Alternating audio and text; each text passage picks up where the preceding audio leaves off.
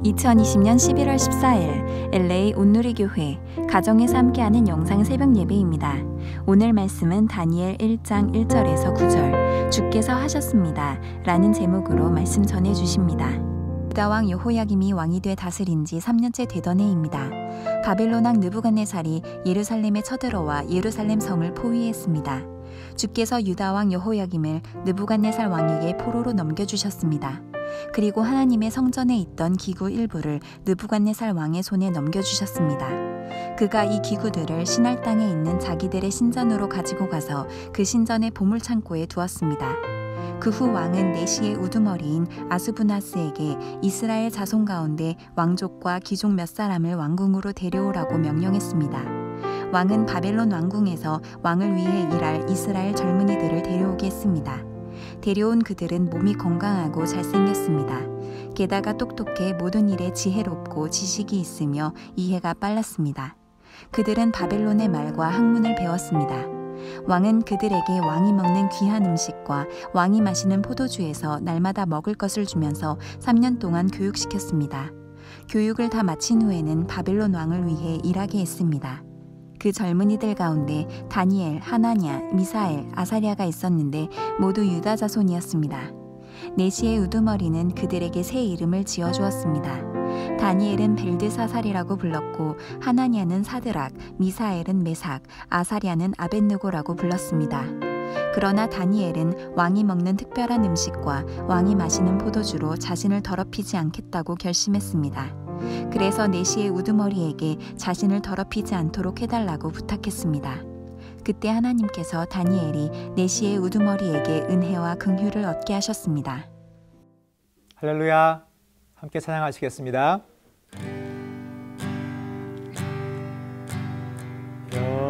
영광의 왕께 다 경배하며 그 크신 사랑 늘 찬송하라. 때부터 영원히 삼방패시니 그 영광의 주를 다 찬송하라.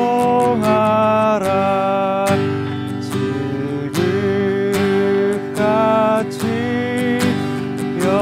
연약한 인생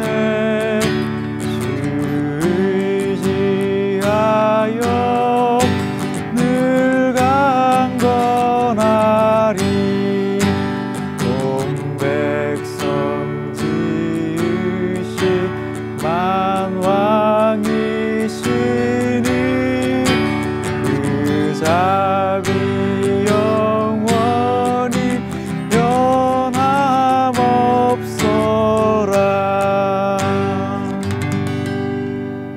아멘. 한국의 예능 프로그램 중에 JTBC에서 하는 뭉쳐야 찬다라는 프로그램이 있습니다. 한때 국가대표로 활동하면서 각종 스포츠 종목에서 금메달도 따고 국위선양을 했던 이른바 스포츠 레전드들이 축구팀을 만들어서 새로운 도전을 하는 그런 프로그램입니다. 각자 자신의 종목에서는 최고의 위치까지 갔던 선수들이지만 이제 은퇴하고 몸도 예전 같지 않고 게다가 축구 선수가 아니었던 사람들이 축구라는 새로운 종목에 도전하면서 하나하나 새롭게 배우고 성장해가는 모습이 재미있어서 시간이 날 때마다 챙겨보게 되었습니다. 얼마 전 그 프로그램에 새로운 멤버로 전 배드민턴 국가대표였던 하태권 선수가 영입되었습니다. 하태권 선수가 참 재밌었던 것은 그가 감독인 안정환과 나이는 똑같은데 본인은 선수이고 안정환은 감독이기 때문에 안정환에게 잘 보여야 그 팀에서 계속 뛸 수 있다는 것을 알고 입단 테스트를 받는 날부터 자신과 동갑인 감독에게 90도로 인사를 하기 시작하더니 무슨 일만 있으면 틈만 나면 감독에게 가서 인사를 하는 겁니다. 축구 기량만 놓고 보자면 부족함이 많았지만 결국 그의 열정과 그 파이팅 넘치는 에너지 때문에 새로운 멤버로 선정이 되어서 이제는 정식 멤버로 그 팀에서 뛰고 있습니다. 세상 말로 흔히 우리가 실세라고 하는데 직장이든 어디든 이 실세에게 잘 보여야 생활이 편해진다고들 말합니다. 힘도 없는 엉뚱한 사람에게 잘 보여봤자 별 영향가가 없다는 거죠. 재밌자고 든 예시이지만 신앙적인 측면에서 생각해 본다면 여러분, 우리의 실세가 누구입니까? 우리가 잘 보여야 할 분이 누구입니까? 우리가 두려워해야 할 분이 누구입니까? 우리는 정말 잘 보여야 할 분, 정말 두려워해야 할 분을 의식하며 살아가고 있습니까? 오늘 스스로에게 이 질문을 던지면서 말씀을 통해 다시 한번 우리가 참으로 두려워하며 살아야 할 분이 누구이신지 묵상해보는 이 아침이 되시면 좋겠습니다. 유다 왕 여호야김이 왕이 돼 다스린 지 3년째 되던 해입니다. 바벨론 왕 느부갓네살이 예루살렘에 쳐들어와 예루살렘 성을 포위했습니다. 주께서 유다 왕 여호야김을 느부갓네살 왕에게 포로로 넘겨주셨습니다. 그리고 하나님의 성전에 있던 기구 일부를 느부갓네살 왕의 손에 넘겨주셨습니다. 그가 이 기구들을 시날 땅에 있는 자기들의 신전으로 가지고 가서 그 신전의 보물창고에 두었습니다. 그 후 왕은 내시의 우두머리인 아스부나스에게 이스라엘 자손 가운데 왕족과 귀족 몇 사람을 왕궁으로 데려오라고 명령했습니다. 왕은 바벨론 왕궁에서 왕을 위해 일할 이스라엘 젊은이들을 데려오게 했습니다. 데려온 그들은 몸이 건강하고 잘생겼습니다. 게다가 똑똑해 모든 일에 지혜롭고 지식이 있으며 이해가 빨랐습니다. 그들은 바벨론의 말과 학문을 배웠습니다. 왕은 그들에게 왕이 먹는 귀한 음식과 왕이 마시는 포도주에서 날마다 먹을 것을 주면서 3년 동안 교육시켰습니다. 교육을 다 마친 후에는 바벨론 왕을 위해 일하게 했습니다. 오늘부터 우리가 묵상하게 되는 다니엘서는 신앙생활을 조금이라도 해보신 분들께는 참 익숙한 성경입니다. 적어도 다니엘이 보는 그 환상이 나오는 7장 이전까지는 우리에게 참 익숙하죠. 우리가 많이 들어본 익숙한 이야기가 다니엘서에 등장하는데요. 특별히 어떤 한 가지 표현에 집중하며 오늘 말씀을 다시 한번 좀 묵상해 보려고 합니다. 바로 2절 처음에 나오는 주께서 넘겨주셨습니다 라는 표현입니다. 여호야김 왕이 유다를 다스리고 있을 때 그의 통치 제3년에 바벨론 왕 느부갓네살이 예루살렘에 쳐들어와 예루살렘 성을 포위하는 사건이 터집니다. 그리고 유다는 바벨론에게 패배하고 여호야김 왕이 바벨론의 포로로 끌려가게 됩니다. 그런데 이 책의 저자인 다니엘이 그 일들이 왜 일어나게 됐는지를 분명하게 밝히고 있습니다. 바로 2절에 나와 있는 것처럼 주께서 넘겨주셨기 때문에 그렇게 되었다는 것입니다. 느부갓네살 왕은 왕만 포로로 끌고 간 것이 아니라 왕궁에서 왕을 위해 일하도록 하기 위해서 이스라엘의 젊은이들도 끌고 갔습니다. 그리고 그들에게 자신이 먹는 음식을 주면서 3년 동안 교육을 시킨 뒤에 자신을 위해 일하도록 등용을 했습니다. 느부갓네살 왕이 지금 이 일을 하며 그가 어떤 생각을 가졌을까요? 아마도 자신의 막강한 권력과 전쟁 능력, 또 식민지의 젊은이들까지 등용시키는 관대하면서도 폭넓은 인재 활용 능력들에 대해서 스스로 감탄했을지도 모르겠습니다. 다니엘은 이 사건을 기록하며 왕이 이러한 일들을 자신을 위해, 왕을 위해 했다라고 반복해서 말하고 있습니다. 즉, 바벨론 왕은 자신을 위해 자신에게 주어진 권력을 이용해서 식민지의 사람들을 마음대로 활용하고 있는 것입니다. 그러면서 자신의 뛰어난 정치력에 스스로 감탄하고 있었을 거라는 거죠. 모든 것을 자신의 뜻대로 할 수 있다 생각했을 것이고 그것을 잘 활용하는 자신에 대해 스스로 만족해하고 있었을 것입니다. 그런데 다니엘은 이 모든 일이 일어난 배경에 대해 주께서 넘겨주셨기 때문이라고 믿으며 고백하고 있는 것입니다. 바벨론 왕은 자신에게 힘이 있어서 자신에게 지혜가 있어서 이런 일들이 가능하다고 믿었을지 몰라도 다니엘이 믿음으로 확신 가운데 고백하는 것은 이 모든 일들이 느부갓네살 왕의 뛰어남 때문이 아니라 주께서 넘겨주셨기 때문에 가능했다라는 것입니다. 코로나 사태가 터지면서 많은 루머들이 사람들 사이에 오고 갔습니다.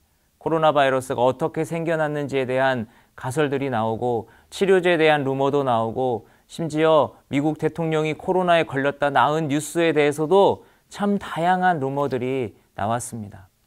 그런데 우리 신앙인들이 이 모든 사태를 바라보며 한 가지 기억해야 할 사실이 있습니다. 그것은 바로 코로나 바이러스 역시 하나님의 주권 아래 있다는 사실입니다.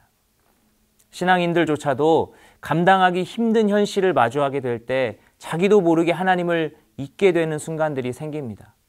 너무 힘들기 때문에 이 일은 하나님도 어쩔 수 없나 보다라는 잘못된 생각을 하게 되는 경우가 있습니다. 그러나 그 어떤 것도 하나님의 통치를 벗어날 수 있는 것은 없습니다. 하나님께서 손 쓰시지 못할 일은 하나도 없고 하나님의 허락 없이 일어날 수 있는 일은 하나도 없습니다. 저와 여러분에게 오늘 이러한 믿음의 고백이 드려질 수 있기를 원합니다. 하나님께서 모든 것을 주관하고 계시며 우리 인생의 모든 문제도 하나님의 통치 아래에 있다는 사실을 믿음으로 고백하실 수 있기를 축복합니다. 그래서 그 하나님께 모든 것을 맡기고 모든 것을 아뢰며 모든 것을 의지하며 살아가는 저와 여러분 되시기를 예수님의 이름으로 축복합니다. 그 젊은이들 가운데 다니엘, 하나냐, 미사엘, 아사랴가 있었는데 모두 유다 자손이었습니다. 내시의 우두머리는 그들에게 새 이름을 지어주었습니다. 다니엘은 벨드사살이라고 불렀고 하나냐는 사드락, 미사엘은 메삭, 아사랴는 아벳느고라고 불렀습니다. 그러나 다니엘은 왕이 먹는 특별한 음식과 왕이 마시는 포도주로 자신을 더럽히지 않겠다고 결심했습니다. 그래서 내시의 우두머리에게 자신을 더럽히지 않도록 해달라고 부탁했습니다. 그때 하나님께서 다니엘이 내시의 우두머리에게 은혜와 긍휼을 얻게 하셨습니다.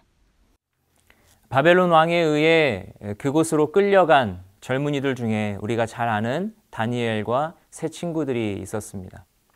다니엘은 왕이 주는 특별한 음식과 포도주 먹기를 거부했습니다. 왜냐하면 그것이 자신을 더럽힌다고 여겼기 때문입니다.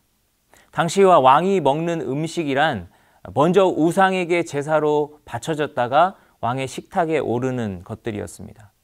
다니엘은 우상에게 드려졌던 음식을 자신이 먹는다면 그것은 하나님 앞에서 자신을 더럽히게 되는 일이라고 생각했던 것 같습니다.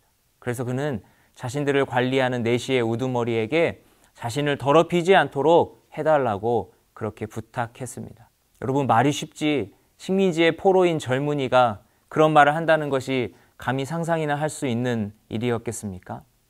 만약 일제시대 때 일본이 우리에게 민족 문화 말살 정책으로 한글을 사용하지 못하도록 했는데 누군가가 나는 일본 말이 천박한 말이라고 생각한다. 나는 그 천박한 말로 나 스스로를 더럽히고 싶지 않다. 이렇게 말했다면 여러분 어떻게 되었겠습니까? 다니엘의 이러한 요구는 사실 상상도 할 수 없는 그런 요구였다는 것이죠. 그런데 다니엘은 그런 요구를 하고서도 멀쩡히 살아있을 수 있었습니다. 그 이유에 대해 다니엘이 9절에서 뭐라고 고백하고 있습니까? 하나님께서 긍휼을 얻게 하셨습니다. 라고 기록하고 있습니다. 앞서 말씀드렸던 것처럼 다니엘에게는 유다가 멸망하고 왕부터 시작해서 자신까지 포로로 끌려가게 된 모든 상황들을 주님께서 허락하셨다는 그 믿음이 다니엘에게 있었습니다. 정말 자신이 두려워해야 할 분이 누구이신지, 정말 자신이 의식하며 살아야 할 분이 누구이신지를 정확하게 알았던 것입니다. 그랬기 때문에 그는 식민지의 포로 신분이었음에도 불구하고 자신을 관리하는 그 내시의 우두머리에게 그런 요구를 당당히 할 수 있었던 것이죠. 살다 보면 순간순간 우리를 두렵게 하는 상황들이 자주 우리를 찾아옵니다. 일단은 넘기고 봐야 할 것 같은 그 찰나의 위기들이 우리에게 많이 생깁니다. 우리는 그런 상황들 앞에 별 생각 없이 타협합니다.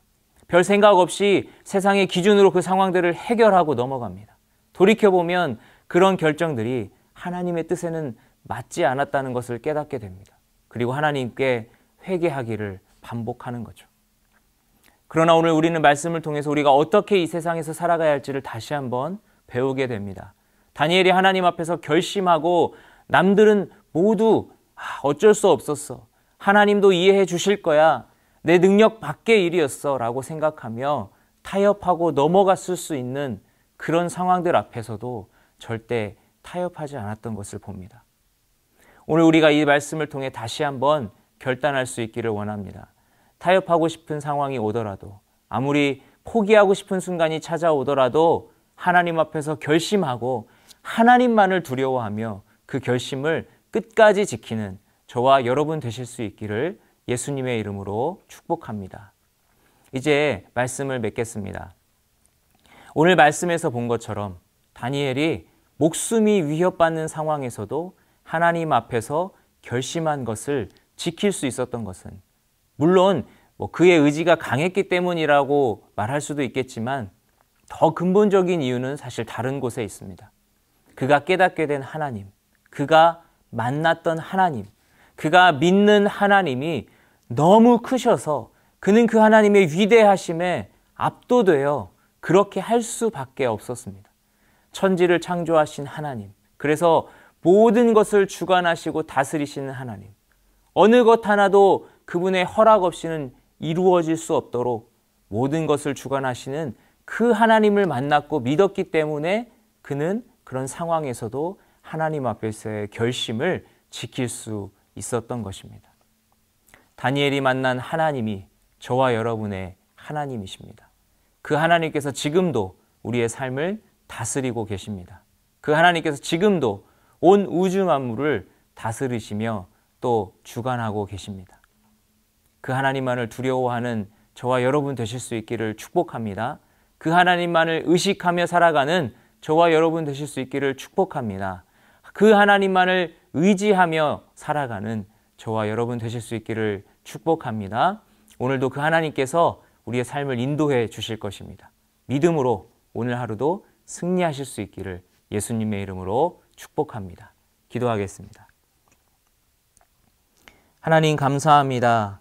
오늘부터 시작되는 다니엘서 묵상을 통해 다니엘이 만난 하나님, 그가 참으로 의지하고 신뢰했던 또 두려워했던 또 의식하며 살아갔던 그 하나님을 우리도 만나기 원합니다.